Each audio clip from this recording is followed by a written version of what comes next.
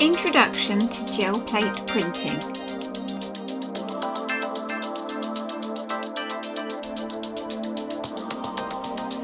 Here's some resources you might need.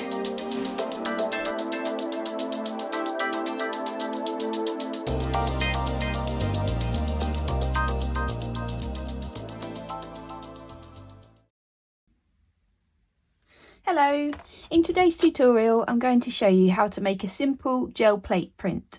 So for this task you're going to need a gel plate which looks like this. They come in lots of different sizes so you can choose whether you work quite small or whether you work large. You're going to need a brayer or a roller. If you have two, even better, means you don't have to wash up in between printing. Some paper which is appropriate to the size of your gel plate. I have some A4 paper here. You're going to need some acrylic paint, and for this task working with tubes works better because you apply it to the gel plate. You can apply it with a brush, but you just need to be very mindful of the fact that you might not want some areas to smudge. So working with tubes is ideal. And then you're also going to need some of the items that you foraged from your nature walk. So you're going to need a variety of different leaves, flowers, feathers, anything else that you managed to find on your walk. What I would say is that leaves and flowers, if they're quite chunky, they might be quite hard to make a press from or print from, but still give it a go. I think the flatter the better, the more effective the print, but this is all trial and error, it's all experimentation, and the more you do the better, because it gives you a better understanding of what works and what doesn't. Okay, let's get started. So if you haven't used a gel plate before, take it out of the casing like this. It has a film over the top of it, so you need to remove those.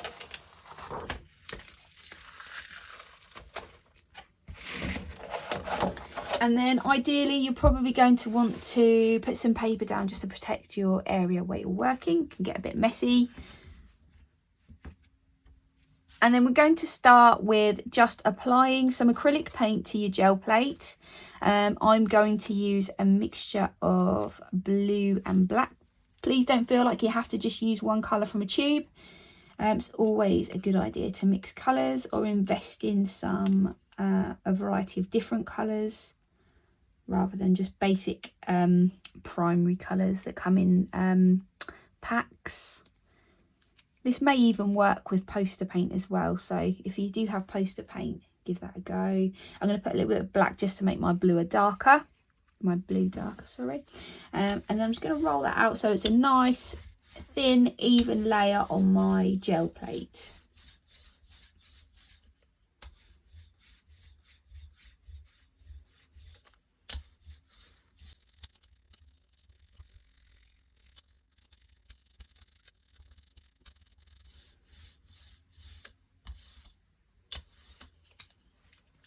Okay, once you're happy that you've got a nice even layer and you've gone all the way to the edges, you can then start pressing in some different materials.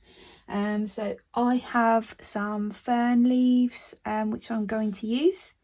And you can roll over the top of them, but you need to be mindful of the fact that if you're going to use more than one leaf, you don't want to smudge or go over the first mark that you've made. So pressing it really lightly with your fingers is the best way to do this. Being really careful not to smudge the paint. Okay, so just really lightly press over the top of your leaf. Make sure you're considering composition as well, so you know now about layout, so make sure you're actually considering the space that you have to play with. If this is the first time that you've made a print, you might want to just press one leaf in and just see what happens. And then you can become a little bit more experimental as your work progresses.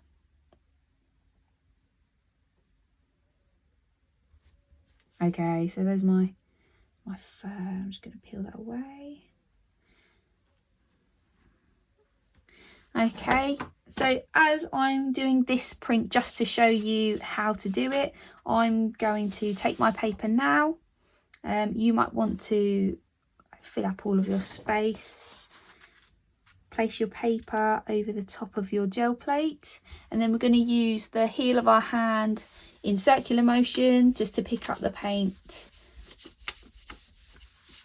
onto the paper.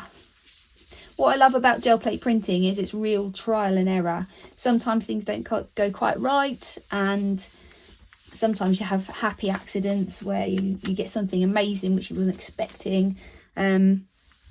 And it's just really exciting to see the results every time you make a new print.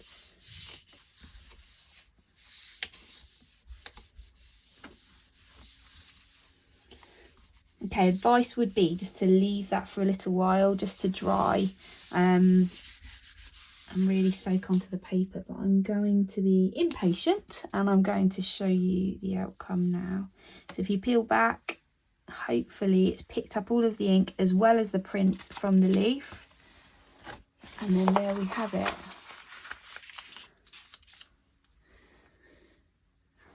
Okay, give it a go. Have a go at making a basic gel plate print using your leaves or your foraged items. And then I'll be back again to show you how to work in layers.